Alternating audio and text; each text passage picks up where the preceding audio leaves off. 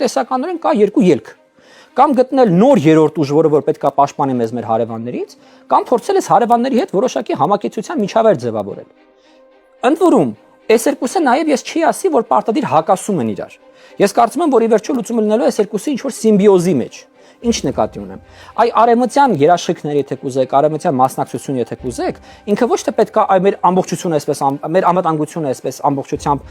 կարգավորի եւ մեր հսախ հարցեր լուծի։ Ոչ, ես կարծում եմ դրա դերը պատմական լինելու է նրան, որ ինքը մեղմելու է այն պահանջները, որոնք որ մեր հարևանները արևմուտքից ու արևելքից թուրքերն ու ադրբեջանցիները մեզ ուղում են, եւ այդ մեղմված պահանջների արդյունքում մենք գալու ենք որոշակի փոխզիջումային միջավայրի ու գանելու ենք հարաբերությունների կարգավորման։ Արևմուտքի դերը այսպես է, այս կարծում եմ պետք դիտարկել։ Մեղմել այն պահանջները, մեղմել այն ռիսկերը, որոնց հետ մենք առերեսում ենք, ոչ թե անենք այն նույն սխալը, որը 30 տարի արել ենք։ Մեր անվտանգային ռիսկերը արտապատվիրակենք երրորդ կողմին։ Իրան ասենք դու մեր փոխարեն խոսա, իրան ասենք դու մեր սա խնդիրները լուծի։ Այդպես չի լինում։